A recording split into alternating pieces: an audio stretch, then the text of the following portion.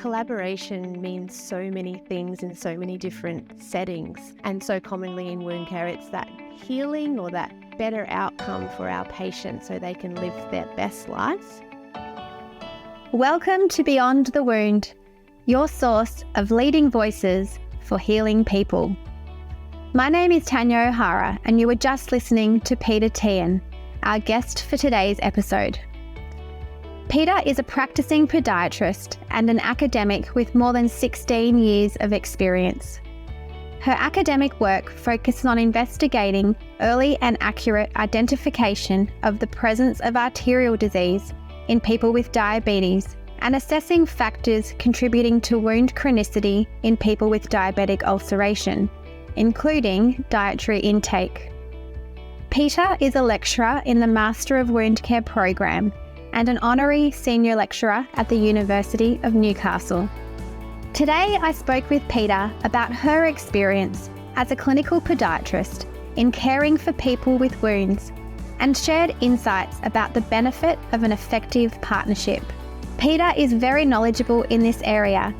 This is an episode you're going to want to hear about if you work in this space. So wherever you're joining us from today, it's great to have you here as we dive deep into this topic with Peta.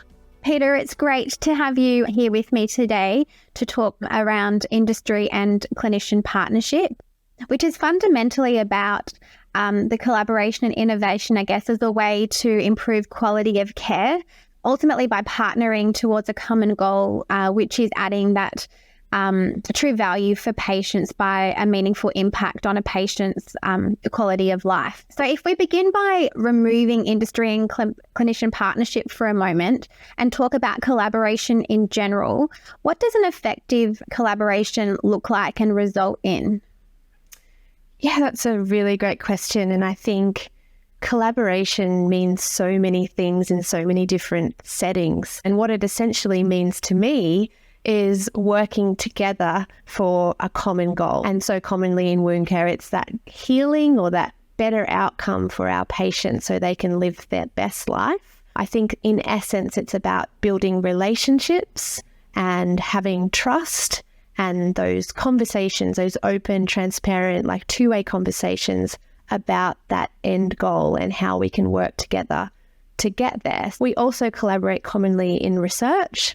And again, it's to produce research that drives better outcomes for our patients. So I think collaboration is a really broad umbrella term, but in essence, it's about relationships. Absolutely. And as you've described, that collaboration really involves various activities and all different aspects of life. What are the benefits of collaboration between industry and clinicians in wound care? I have a lot of role models in this area, like within my sphere. So many academics in particular are working with industry, but also clinicians. I mean, how can we improve those patient outcomes? We need to work together. And there's simple examples of how that can work. So on the coalface, we have these clinical issues that we can take to industry, which we alone as clinicians can't solve. So we need help. And industry are the people that are designing and producing products. And they want to hear from us. They want that input about how can we make this product better? What are the issues that you're facing? Getting those products out faster and that are more relevant to the clinical setting. There's also other aspects of clinicians working with industry and like the benefits. So industry are always putting on fantastic education events and training. So if there's a certain product that you're looking to integrate into your practice, hearing it from industry itself is the best way to get proper training and the most out of the product. Excellent. So in some instances, there is really a hesitation with clinicians to engage with industry. How do we really address this and work together to, I guess, collaborate in a meaningful way? And what does a successful partnership look like to you? I think the hesitation stems in, perhaps people are worried about bias or that impact of industry on their clinical decision making. But I think we're well above above that as clinicians to be able to make our own informed decisions. Attending workshops, conferences, anything else that's going on in the wound care space, and speaking to industry directly around their product. If there's a product that we're thinking about integrating into the clinic, the first thing we'll do is reach out to the rep and ask them to come and do an in-service for us. Collaborating with academic institutions, so people that work in academia, is a way to stay up to date and just keeping an eye on what's being published. Online education's so available now. I think if we can take anything from COVID, being able to engage in online education, so whether that's live webinars, which are always recorded and you can watch back at a time that suits, and so many of them are fantastic. Such a great opportunity to listen to experts in the field, and I love them. I think they're just fantastic and I love being involved with them. I think networking as well, networking with peers and being able to speak really frankly about the clinical issues that you face. And there's also social media, there's platforms, Facebook and LinkedIn. There's always researchers looking to collect data and engage with clinicians. Recently we've done a trial of some products up in the high-risk foot clinic here. So being able to really see if your patient is suited to the dressing and how the dressing reacts, and just those little things like that, what works, what doesn't. So being able to actually trial and participate in research that's contributing to the overall product use is really valuable. Research is about not only developing the product, but about its use in practice. And that's where clinicians can really come to the fore and be of assistance. Can you tell me a little bit more about, other opportunities that are available to clinicians other than these online education webinar type platforms? Certainly from the Wounds Australia conference, which we had last year, it was the first big conference, that we're allowed to really go to and speak to each other. And there was just that yearning to actually be together. Obviously, conferences and meetings, local meetings are just so fantastic, a way to connect with each other. Having industry as part of an in-service, certainly in my setting, is always so welcome. So just having someone there to update us with the latest information, particularly in a certain product area or a certain area of practice. It's just fantastic to hear from people. Sometimes we get into our little silos. So just hearing from people outside of the silo is so valuable. Absolutely. Can you share some examples in your experience of successful collaboration with industry and partnership? I've been collaborating with Urgo for a little while now. For example, we ran an event for local podiatrists that was an update in wound care, and we had, 3D simulated wounds with moulage, and without Urgo, we wouldn't have been able to put that on for our local podiatrists. Simple things like that just makes such a big difference on being able to elevate what we can do. I've also, been fortunate enough to be awarded an Urgo grant in terms of a research project. So through a competitive grant round, putting a research project forward and having that funded, and just generally advancing our practice. So making those connections to be able to move forward and work with advanced wound dressings in clinical practice, but also educating our students about these advanced wound dressings and different applications, and being able to push our profession forward together. That's fantastic. And in fact, I guess having you join me today is also, a nice example of collaboration of industry and clinician partnership. And a big congratulations on your recently awarded DFD grant through the Urgo Foundation. So Peta, can you share with us your innovation project and what you've been able to do so far or are planning to do with the DFD grant? Yeah, I'd love to share that with you. So we are looking at a test, a vascular test. It's called pedal acceleration time.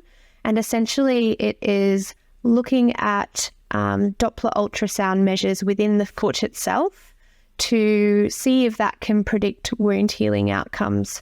So a number of our existing tests, the ankle brachial index, the toe brachial index, we use routinely to not only identify disease and triage using Wi-Fi grading, for example, but we also look at prediction of wound healing outcomes. And that, again, feeds into triage and how we can plan care that's evidence-based and make sure the patient's getting the right treatment at the right time. The ankle brachial index is problematic in people with diabetes because of high rates of calcification in their arteries. The toe pressure is a better test, but so many of our patients don't have toes. So in those patients that are particularly vulnerable, we need more testing to be able to ascertain how much perfusion is getting down to the foot and how that will impact on their care. Working with Jill Somerset, who developed the technique in the United States, and together with some researchers in New Zealand as well, we're looking at collecting a lot of data in patients with active diabetes-related foot disease and taking these measures alongside some other standard measures and determining over a period of time who heals and who doesn't. And it is something that's simple and quick and can be done at the bedside. So I think it's sort of the next big thing in vascular assessment of the diabetes-related foot disease. We're looking at data collection starting in June, in winter, and that will take a few months. So hopefully I can come back to you next year, Tanya, and give you all the results of the trial.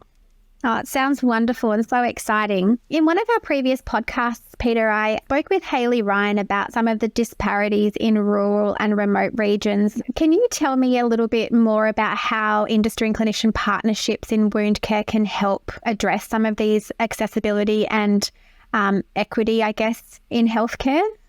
This is an issue that Hayley and I agree with. We both grew up in regional areas of Australia, have lived and worked in rural areas, and seen firsthand the disparities that exist in our healthcare.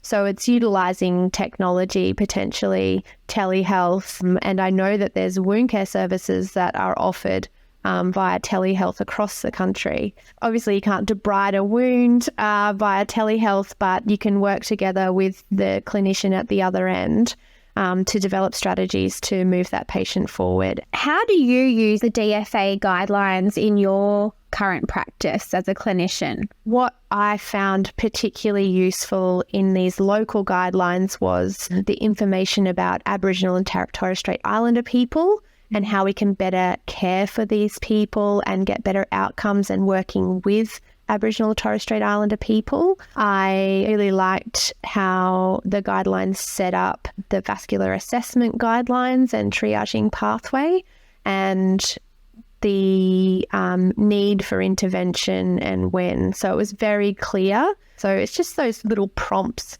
clinical prompts to think about different aspects of patient care. And if it's, best practice or as close to as we can. I guess as I sit here with you today as a clinician myself and also a representative of industry, how would you like me to engage with you in a meaningful and collaborative way that ensures a success for you and me, and also most importantly, our patients? Yeah, that's a really great question. I think just having that relationship, so being open and honest and those two-way conversations, building on trust and, things come from that. So having that open relationship, engaging, via email, phone, whatever suits everyone will be different as to their method of communication. But I love just meeting face to face with industry and having that sit down where we can actually just really chat openly and honestly about what's happening at that coalface and the issues we're having. We sat down a few weeks ago and had that very thing. So over coffee, it's just nice to get the lay of the land and also just pick each other's brain and have that two-way conversation. Yeah. As you mentioned, addressing these disparities, does require a multifaceted approach. It's not something that just stops with podiatry, but you've got those other resources and other disciplines that are always involved in the care of these patients. So I guess that brings us to the end of the podcast, and as the last question that we ask, of everything that we discussed today, what would be one take-home message that you would like clinicians listening to take away from our discussion today? Everything we do is about relationships that we build every day. So the relationship we have with our patient, with their carer, their families, the relationships we have with our peers, with other practitioners, the relationships we have with industry and our suppliers. All of these relationships are critical in being able to deliver good care. And that's what we all want to do. So I think the key is relationships. Excellent. Thank you so much, Peta. It's okay. You're welcome. Industry and clinician partnerships in wound care can bring together the expertise and resources to work towards a common goal, providing the best possible care to patients with chronic wounds by improving access to wound care products and technology, enhancing wound care education and training, promoting evidence-based wound care practices, and supporting research and development. These partnerships can help to ensure that all patients receive the same high-quality care and improved outcomes, regardless of their location or socioeconomic status. We hope that you have gained some valuable insights into these partnerships and how they can help to improve patient outcomes and reduce health disparities. We encourage you to continue learning about industry and clinicians' partnerships in wound care to support efforts to improve wound care outcomes for all patients. What a great conversation. I had a great time chatting with Peta, and I hope you enjoyed listening along with us. We have links in the podcast description for those listeners who want to go further beyond, to learn more about Peta and her work, or learn more about the topics we discussed. We also have links to the Urgo medical website. If you enjoyed today's podcast, we have more episodes coming soon, featuring Australia's experts in the chronic wound space. Make sure to save us so you're reminded when we drop that next episode. Here's a sneak preview of our next episode. See you next time. We're giving them the basic knowledge, the basic principles, and then I am sure they will come up with some wonderful strategies locally. These areas are resource poor, and so if we can share our knowledge, we can help them to save their communities, and that's invaluable.